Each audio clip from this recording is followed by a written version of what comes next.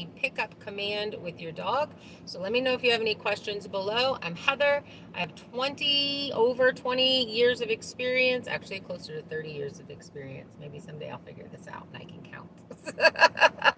Of training dogs. I started training when I was 10 years old and have worked with I've done Schutzhund, I've done herding, I've done tracking, I've done obedience and agility and all of those things. But I'm here today to talk to you about creating a really great dog for you to have in your house. So just a very well-mannered pet. We're not doing any competition stuff here. But if you are training a service dog, this video was requested by a disabled veteran who wanted help in teaching his dog to pick up items that he has dropped, and this is the beginning of training that. So last week you basically just got your dog to touch the item that you set on the floor, which you wanted to be a very soft item. I used a soft eyeglass case that I stuffed with paper towels, and she just had to touch it. And this week we actually wanted her to open her mouth and touch it with her mouth. She did not have to actually pick it up. And you're going to start working with your distractions. So we have a litter of rabbits that got loose and are running all over the farm, and that was our distraction for today. I'd have to say that's the one thing that I see people not do is train with distractions, and you need the dog to do this, especially if it's a service dog, anywhere and everywhere, so you need to prepare for that. If your dog gets way too overstimulated, I would say move the animal away from the distraction. So if you think of a football field length and your distraction is way over here, what you want to do is you're going to walk up this direction and you're going to get slowly to here until your dog looks at it, and then that's when you stop. Maybe even take a step back.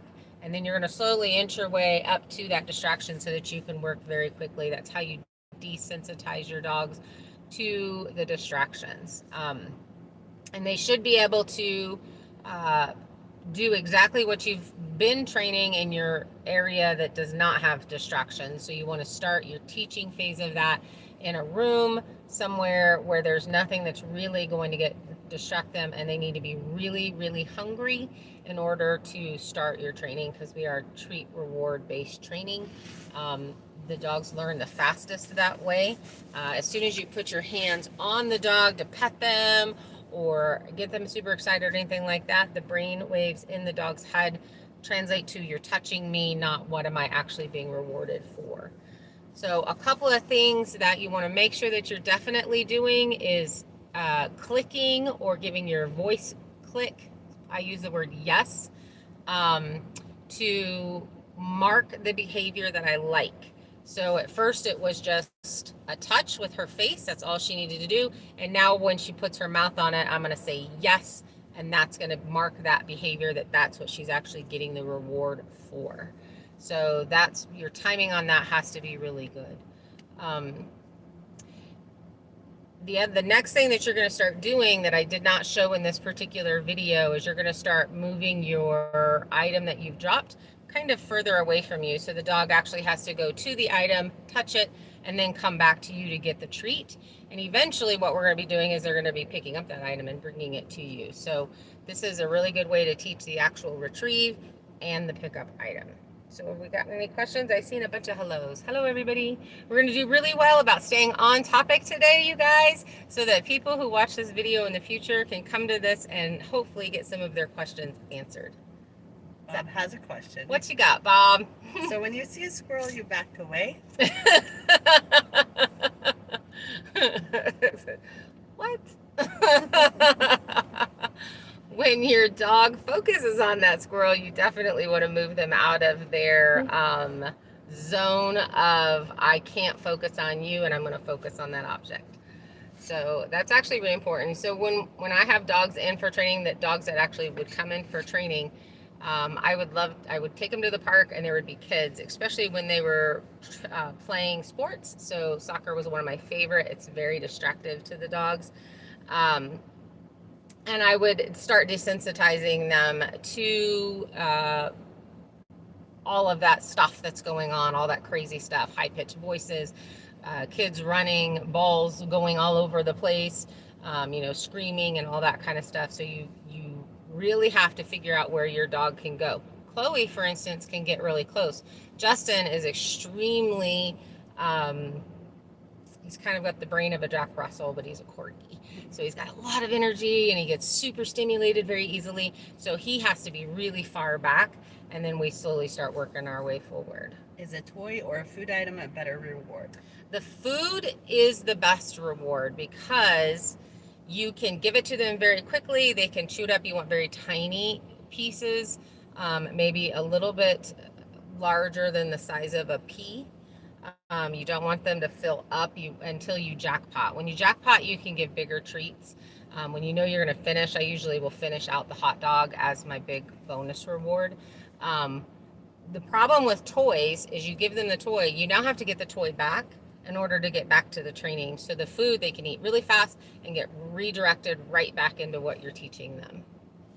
Rita Firestone says, "Hi, Heather." Hi, Rita. Robert says, "Thank you." You're welcome. So our next step for next week, you're going to be doing this all week, and basically you're going to, once your dog has got it down they do it every time, and they start throwing the second behavior at you, which would be actually picking the item up. They may not hand it to you, but they're going to pick it up and maybe hold it in their mouth, is when you want to set them up to fail, right? So you want to put them in situations that you really think they're not going to do it. And then when they start doing it and they get rewarded or whatever, it's called bomb-proofing your dog, basically. So you want them to do this absolutely no matter what, pick up that thing. So what I would end up doing is getting closer to the rabbits or getting closer to the chickens or getting closer to the goats that would really truly do them, or like going into Home Depot, going into PetSmart, and start working and training that same exact behavior in those particular situations where there's a lot of stuff going on, there's a lot of energy in the air, and then you just continue to do that. Be prepared when you do that to have to backtrack a little bit. So you may have to get them really excited again, and they're just touching it, and they're like being successful. You got 5 touches in a row, and then you're gonna wait for the actual pickup. And if you noticed in the video, Chloe started throwing some behaviors at me, like lay down, let me back up, let me look you in the face, let me do these things. Those are her tricks that she knows really, really well. And so your dog will throw those very well-known behaviors that they've gotten treats for and that they understand and they know that when they're confused as to what you want, they will throw those behaviors at you that in the past has gotten them the treat, gotten them the reward. So you just have to wait them out. You do not want to talk to them. You do not want to stare at them. You want to actually stare at the item that you dropped, because what they'll do is they'll look at your face and then they'll look at where you're looking. If you really cannot get them to regroup and actually give you the behavior that you want to either pick it up or you want to kick it to move it to get them to look at it and then backtrack. So at that point, I wouldn't ask her to pick that object up. I'd ask her to just touch it. And if she's not touching it, then if she just looks at it, because they need that little bit of encouragement, and then they'll go, oh, okay, that's what we're doing that. And I was here, and then they'll start picking it up again. Couple questions. Springer Spaniels, one that doesn't like its paws touched. How do you deal with that? He nips if you play with his feet or even just trying to brush them. Okay. So again, that's desensitizing your dog. So pretend this is your dog's foot. So I'm going to touch him wherever it's not a problem, and then I'm going to touch that foot really fast, go back to this. So, and I'm going to keep my energy very, very neutral. That's a really, really big thing, because if you're going, okay, he's going to bite me, bit me before, he's going to get really stressed. All of that energy that you're putting out, your dog is going to pick up. So what you want to do is just stay very calm, pat, scratch your head, scratch your head. And this is if the dog's not food motivated. And then you want to just quickly touch and go back to the very same spot. The worst thing that you could do is sit there and hold that dog's foot until I'm going to force you to like it until you stop. Then I'm going to let it go. That's actually, you're teaching your dog to fight you. So if you can do it really slow, just do it quick. Now, if they're food motivated, you can touch the foot, yes, and give them a treat. Touch the foot, yes, give them a treat. And so you're going to want to start adding seconds. So if you can get to just one, so 1,000, get a treat, 1,000, get a treat, 1,000, get a treat. You can do that for a long period of time and the dog doesn't even care. Like, they're not even acknowledging that you're touching the foot at all. They're just looking at you like, where's my cookie? So then you want 1,000, 1,000. Do not count out loud. Dogs can count. Do it in your heads. And so you want to just add the seconds. And then once I could say, get up to about 5,000, 1,000 seconds, then I want you to kind of do a squeeze. Just add that squeeze, add that pressure to the foot. And then you will just continue to start adding that and building on that. And you'll do it with one foot, and then you can do it with the other foot. So you can actually, if they lay down and their feet are like this, then you can just start with both feet. Another question. Our dog used to come when she got out of the fenced yard. Now she sits, and if you approach her, she goes further away. She's a Chinese crested hairless, and I've heard training is nearly impossible. I love Chinese cresteds, hairless, and I actually have owned one. So I'm very familiar with how stubborn they are. They are very stubborn, and running away is a really genetic thing that they do. So have you tried running away from the dog? That was, my dog's name was Levi, and with him, if I started running away, then he would come. So I had to make it a game. The other thing that he would do is if I opened the car door, so he always wanted to go for a ride, so he would jump in the car. So if you're in a position where it's an emergency situation, you just try to get them in. If your dog likes to ride in the car, I would just say open the doors, play the catch game that way. But what I'd start doing right now is get a really light drag line. And the video where we were teaching the come when called, I would recommend going back and watching that one. But you're going to want to get him a really light drag line and then start getting him to chase you. Is he food motivated? That's a really big question. Hi to Christina Connor. Good morning. Hi, and Susie. Hi, Susie. Any other questions? Everybody that's made it. Yeah. Definitely throw some questions out. I'm only going to stay here as long as you guys are asking me questions, and then we're going to go once it slows down. Recall is a really big thing. I think as far as training wise, pretty much every time I get a new dog out to train, whatever we're training. So say I've got really good attention and they're really like working really well and they're just pumping the treats. I will quickly back up 5 or 6 steps, give my recall word. So I'll say, Chloe here, and then I'll start backing up and get her to come front. And that's imprinting that recall. That means come when called here. My word here means I have a really super yummy cookie and I am willing to give it to you. So if you come to me, you will get this. That's an actual definition of your recall word. So when you're training all your other things and you want just a minute to kind of break away, maybe your dog is getting a little confused, they don't know what they're doing, or you're having and you want to jackpot them. So you're wanting to get something to give them a lot of treats. Do that where you just back straight up, and if you have to pop the dog if you have the leash on the dog and you're going to pop the dog into you, they get rewarded. It's a lot of fun. It's a great big giant party. You have to be more fun than anything else that's going on around you. So when you can do that and you can scoop them up with these smaller dogs and you're such a smart boy, you're such a good boy, and then or girl, and then take them off. But every time you train, I would start working on a recall. And you need to pick your word, and you need to make sure that your word is a high-pitched word.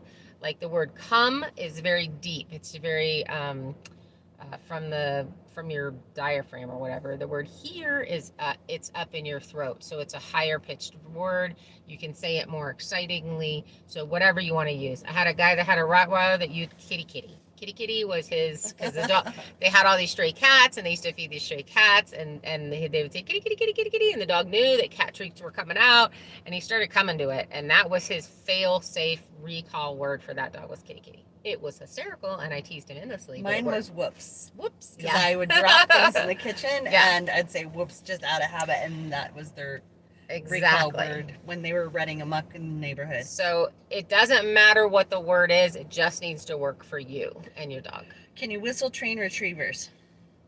You can whistle train anything. I personally can't whistle, so I don't do that.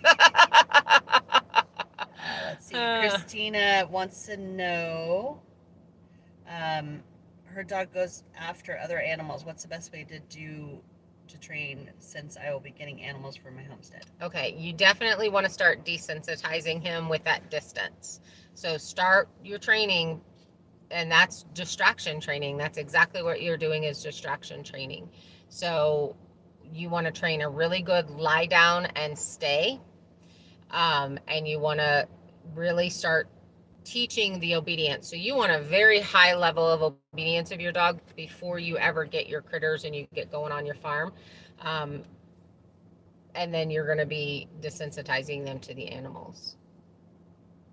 That's probably my best advice on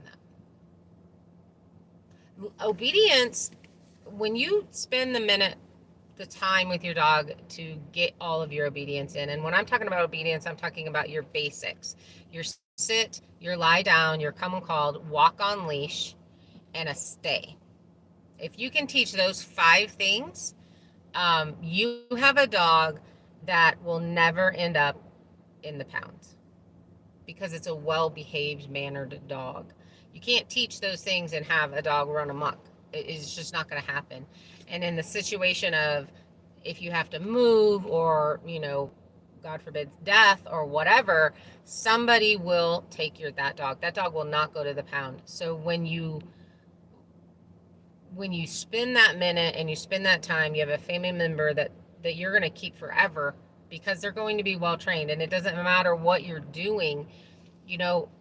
Really, if you have a down stay for your dog, you can do anything. You can take your dog anywhere and go anywhere, because you could just do a lie down and stay. I have a story with my Chinese pug that I had when I was 10 years old. It was the very first dog that I trained and showed. We did both. So he was across the neighbor. Actually, we were across the street at the neighbor's. I ran home to get something, and he stayed with my cousin. And I came out of the house, and he saw me and started to run across the street. And this is when we lived in town, and I was able to give him, it's called a moving down. So as he was coming towards me, the UPS man was coming down the street, and I was able to give him the hand signal for lie down as I scream it at the top of my lungs, because I visualized my dogs getting hit by the UPS man, who just drove like 90 miles an hour through the residential area. And he hit the dirt so hard, and his little paws fell over the curb as that truck was like, and it's a little pug. He just couldn't even see him because he was such a little pug. But if I had not have had that down stay, and the moving down is what it's called, he would have been run over in front of my face as a 10-year-old, and I would have been devastated. So, the situations that things come up, having them trained really just makes such a better dog. You got anything else? No more questions. No more questions, guys? Definitely in the comments below, or you can bring it up today, but also in the comments below. Let me know what next trick you're wanting me to teach Chloe so that you can teach your dog. What we're working on right now is the pickup for a disabled veteran who is wanting to train his service dog to do a pickup. And I have to tell you, so I had a service dog, a German Shepherd, that I bred, raised and trained, that went to a service dog home, and I taught this pickup command, exactly how we're teaching it right now. And what he ended up being taught, because she was legally blind, is we had laundry baskets that sat along one side of the wall in the living room, and the dog would pick everything up and put them in the basket, and then all you had to do was pick up the basket, and you could look and put things away as they needed to be put away. This is the best trick ever. To fetch you sandwiches without eating. You're just out of luck. You're just completely out of luck, Bob. Hi, Brian. Hi, Brian. It's going great. How are you? So today we're talking about dog training. Do you have a dog, Brian? Do you have any questions about training or dogs? Yep, because we're getting ready to go have lunch if y'all don't have any questions. who has actually been working on the other things that we've talked about? How to teach not to chase cats. Susie, that's going to be your leave it command. Um, because what happens is the cat runs, the dog hits prey drive, kicks in, and takes off after the cat. So if you can give your leave it command before, and I like if I saw the cat, I'd be like, leave it. She chases squirrels too. So yeah, that's all gonna kind of go in there, and um, it's they're gonna chase. If you have a high prey dry dog, it's high drive dog. Word did not want to come out. Then they're going to chase when they get super stimulated, when there's movement, and off they go.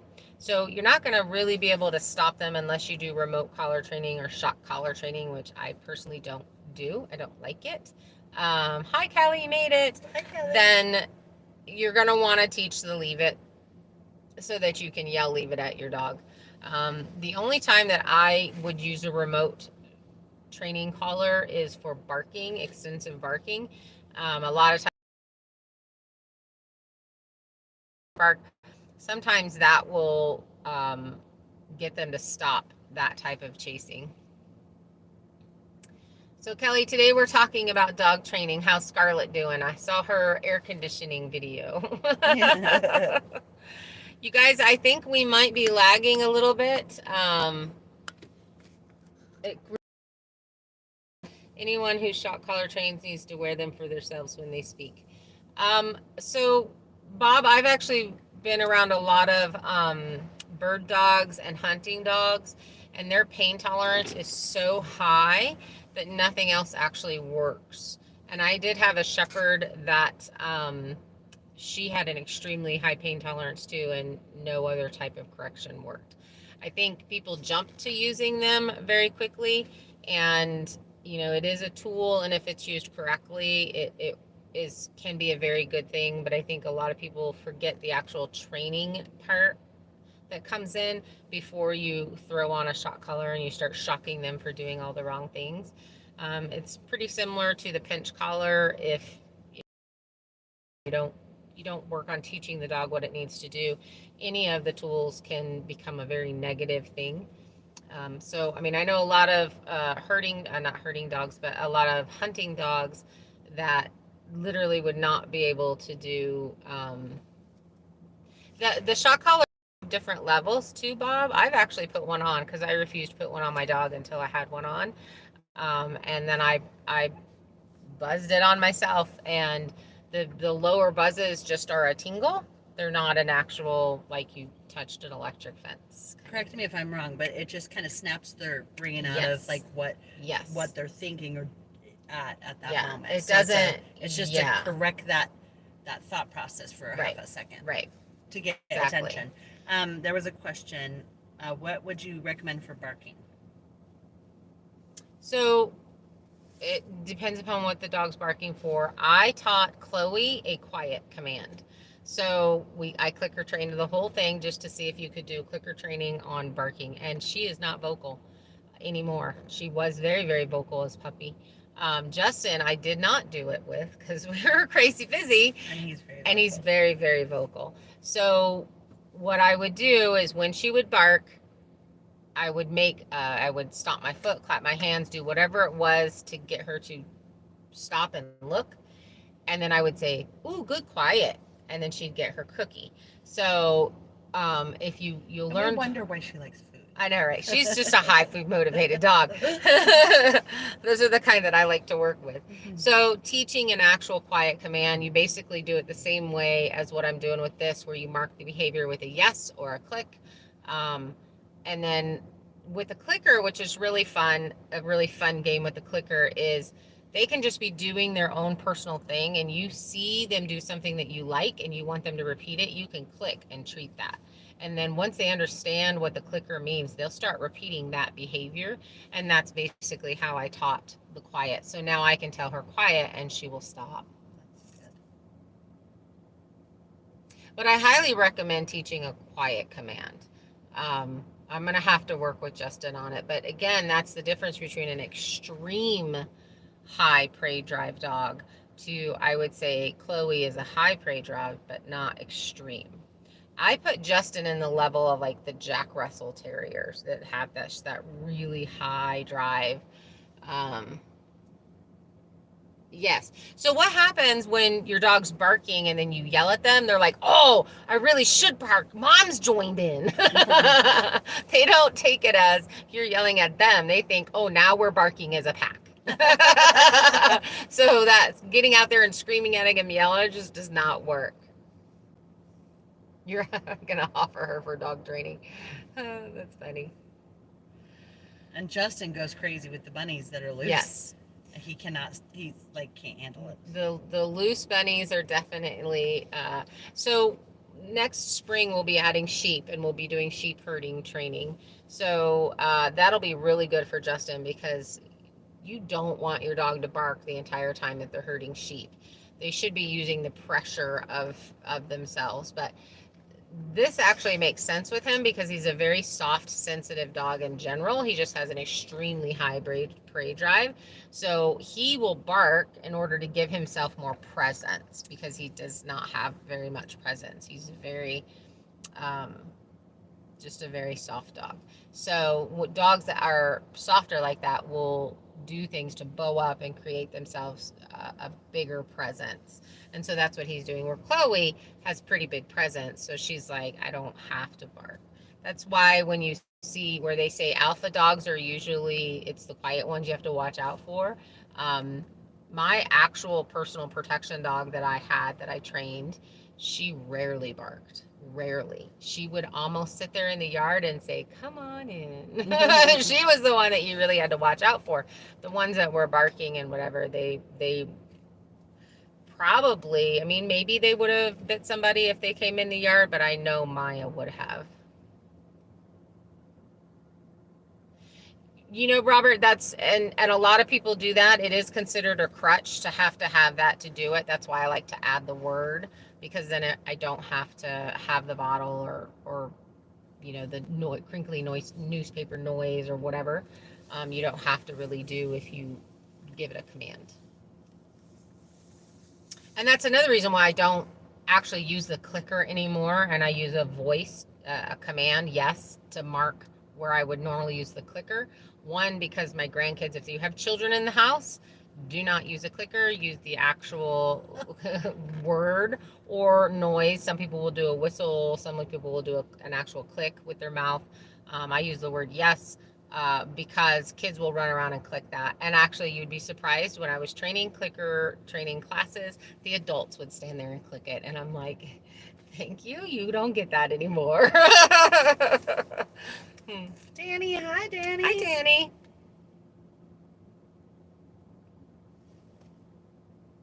So what I'm going to continue to do with Chloe and Justin this week, because both of them are learning this pickup command, is all week, for the rest of the week, they're going to have to actually pick it up, put their mouth on it.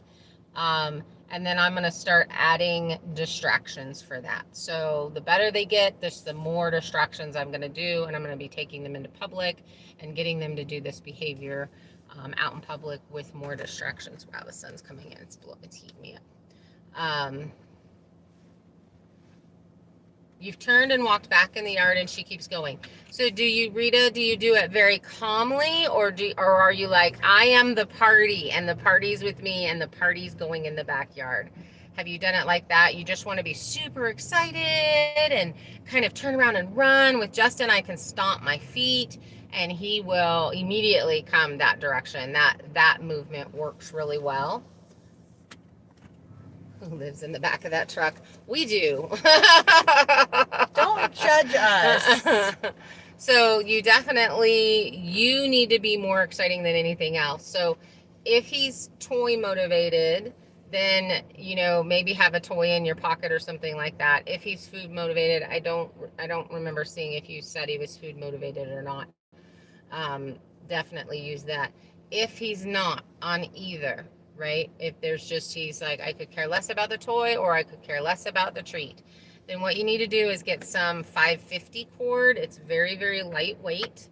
You can pick it up at Walmart. It's about $4. Tie a bunch of knots in it, put a hook on the end, and put it on him with a flat collar and let him start dragging that around, right? So 15 feet minimum. Um, let him start dragging that around. And when he gets out to the end, you step on that and you tell him, I'm just going to use Bubba. I just renamed your dog Bubba. Bubba, come. And if he doesn't, then you want to pick that lead up and give him gentle little pops all the way to you. And then when he gets to you, you have the party. Was such a good boy. And you want to make a real big deal about it. And you want to be the most exciting thing in your space, right? Party. And then you release him. Okay, you're free. And he gets to go. He gets to get 15 feet from you. You step on that. You do it again. You just repeat this over and over and over again. What'll happen is he'll learn, one, I can only go 15 feet. And then two, you're going to start shortening that, right? So you're going to start shortening that to where eventually it's just this little tab on his neck. But by that particular time, and this is a 10-week period, right? Or longer, could be longer. So you don't want to shorten it until he actually comes to you, where you don't have to pick the leash up at all. So say you're at 15 feet, you step on it and you're like, Bubba, come, or Bubba, here. And he comes running to you 5 times in a row. That's the key. That's my number, 5. 5 times in a row. And he does it every time. You have this great big party. He gets a treat. He gets a reward. He gets whatever. And then you release him. Then you're going to shorten it, maybe 2 feet. Right? So now it's 2 feet. He can only go 2 feet from you. And you're gonna start completely over until he does it 5 times in a row. And I would actually do it a couple of days in a row, 5 times in a row, before you actually pick him up and take him inside. What happens is they learn, well, I'm gonna come to mom and she's gonna pick me up and she's gonna take me inside, and then I don't get to be out here and be free. So when you take him or her out with you, give yourself that time, give him that time, him or her that time of getting to be caught and released a bunch of times. Because we train them when they're very, very young of, okay, I'm going to come get you, I'm going to pick you up, and I'm going to take you inside. And then you don't get to be out here to play. Sometimes they get put in their crate and then we leave for hours. So now we've just imprinted them to not come when called. So definitely call them, get them to you with the lead if you have to, and then release them. So they're like, oh, I don't always get caught. I don't always get put inside, and I don't always get put in my crate, and mom doesn't always leave when she catches me. Because if you really think about it, how often are we calling them? We're calling them when we want to catch them and put them away. So you want to reprogram her into that it's okay to come to you without getting put away.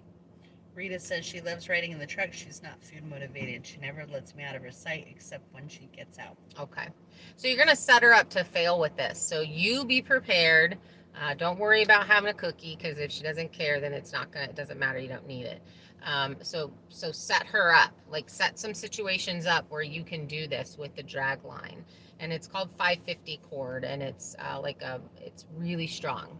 Not that your dog is going to hit the end of the leash of it, but it needs to be to where you can step on it, tie your knots in it, and you can step on it, and it'll catch on your shoe. So I wouldn't go any smaller than a 550 cord. And you can go into Walmart and say, I need a 550. Know exactly what you're talking about. You can go ask them. It's usually back in the hunting, camping aisle. Paracord, Robert, exactly. So they're very strong, and you can I would say tie a knot in it every 5 feet minimum, and that way if she goes to run off, you can just step on it, and you're not chasing her. You haven't created this game of chasing her. So you step on it, and you're like, come, or here, whatever your word is, pick up your leash and pop towards you. Do not drag her in like this. You want to pop. You want to keep the leash loose. And then once she starts coming towards you, you start backing away. You start backing up. You make it's a game. How fast can you get to me kind of thing? And I'm the party. The party is here with me. And so and then once she gets to you, you're such a good girl, and then you're free, and then let her go do it again. And do it a few times in a row, and it's going to take a little while. You have to reprogram her. I don't know how old she is, but you have to reprogram her now, and you want that to be a party. If So you have to get her out there and you have to get her to go to the bathroom really fast, and you need to get back inside. Put her on a leash, walk her on leash, have her go potty, either on a flexi lead where she can go in and out, and make that a specific. I'm not going to let you do this because I don't want to come at you angry. I am always the safest space for my dogs. So I do not come at them angry. And any time that it doesn't matter. So say Justin got out and he ran like a crazy maniac, and I'm stomping all over my 73 acres looking for them. This has happened. As soon as he starts coming to me, oh, you're such a cool boy. And then I get him and I pet him and I love on him all the way inside. And we get inside and he gets a cookie. Every time. I don't care how mad I am that I just had to go chase him. Because we have deer that run through here. We have all kinds of wild animals that are running through here. And now we have rabbits that are running all over the place. And he is in prey drive. And as soon as I have attitude and I'm angry and I'm upset, why in the world would that dog want to come to you? So you just really need to make sure that what you're putting out there is attractive for your dog to come to. I'm not saying that you're coming at them angry. It's just for everybody else that watches this. I've seen so many people just get mad and like go to chase their dogs, and the dogs are like, "Oh, I'm not letting you catch me now." So, Any other questions, guys? Just stay on as long as you have questions. Or I get hangry because it is lunchtime. It's like a legit thing. That's why I inhaled my food. Thank you so much, Susie. I started training with the William Keeler dog method training, which was the placement, and then you do correction. So first you do placement for a week, and then you correct for a week. And that works well with some dogs. If they have zero food motivation and they have zero toy motivation, that may be your only option. And then, when clicker training came out, I really just thought it was ridiculous. You don't need to do that, whatever. But they found that the dog learns so much faster in a positive manner when you reward-based treat, whether it's a toy or food. But because as soon as you put your hands on the dog, so that placement method, your hands are on the dog to teach the sit. You're like this. The brain waves actually go to your hands are on me, not what it is that I'm doing to get the reward. Same with petting. That's why I like petting to be the very last. I don't want it to be while I'm teaching them, because again, the hands on them, it's like, oh, you're touching me, you're touching me, you're touching me. That's all the dog is thinking. They're not thinking, oh, I sat and I'm getting a little lovey love. It's not that. It's your hands are on me, you're touching me, you're touching me, you're touching me. So you definitely want to, I just like that method of training so much better. So I see that you asked, is it better to get a puppy or a 3-year-old? It depends upon what kind of time that you have. A puppy, most like 100%, you're going to have to house break them, house train them. You need to do your socialization and all that kind of stuff. So there's a lot of energy and effort that has to go into a puppy. An older dog, if they have the socialization and the house breaking, then you don't have to really do that. If they don't have it and you're working through issues with the rescues, because a lot of the rescues will have the issues, you're going to spend a lot of time desensitizing that dog, so that they learn how to deal with stress. That is the issue. As far as when your dogs get anxiety or they get fearful in public or they become aggressive in public, it usually is because they have not learned to deal with stress. And that needs to really, there's a few imprinting stages in your dogs. 8 weeks to 16 weeks is a really big imprinting space. And again, it's right around the 8 to 10 months of age is another really big imprinting stage. So you definitely want to get your socialization and stuff like that done, get some really good positive things that's going on during those phases of your dog's life. And so it just kind of depends. It really depends upon you and upon the dog. I personally like them both. I like the puppies because I can control the environment and I can create a dog that's going to do all the things that they want to do. But then the rescues, I love working with the older dogs also. It's a real big reward when you can take a dog that's fearful and doesn't know all these things, and then you teach them all these things and just watch their personality blossom. It's really wonderful. It's a really great thing. Any other questions, guys?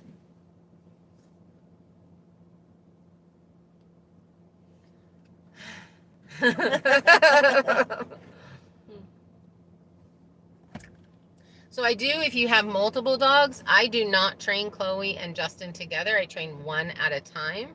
When I bring them together is during my distraction phase, where they can both work together at the same time, is during distraction. But you don't want to teach them. So you have a teaching phase, and then you have a proofing phase. When you're proofing is when you're, correcting them, giving them correction or whatever, but you're also adding your distractions in to see if your dog is ready to move to the next level of training and whatever it is that you're working with. And then you definitely go through a phase of it's a correction. I know you know this, you're refusing to do it, and you now are letting me know that I need to actually correct you, the stove is hot kind of situation. And you don't want to do your teaching phase with a bunch of distraction. That's a really big thing that I see people do wrong, is they try to get all their dogs and train all their dogs that sits at the same time, and you really just cannot do that. You need to train one at a time and then start bringing them in. Have you thought about offering dog training classes in town? So, Susie, I used to do this for a living. I did it for over 15 years in the Dallas area, and I really did get quite a bit of burnout. I do have to say that today, when we went to go find the place that can sell me the part for my generator, they had some dogs inside, and of course I started working with them while I was there, and we're probably going to do a private lesson with their owner. But it's not something that I really want to do. I guess if there's a need, maybe I'll fill it, but I just really enjoy what I'm doing now. And there's not very many hours in the day. There's just really not. Rita says, I'm going to try treats and see if she responds. I use the word come or her name in the house, and she comes to you running. Thank you. I will try different things. Oh, you're welcome. I hope it works out. Dave from southeastern Ohio says, hello. Hi, Dave. How are you? Hi, Dave. What kind of dog do you have? We are doing a dog training live right now. Which is a little different from our normal lives, which we're talking about our build.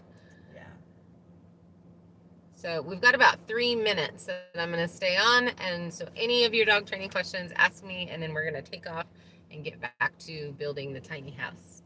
So shipping container today. So that's exciting. You have none. No dogs. Dave, you need to get a dog. Do you like dogs?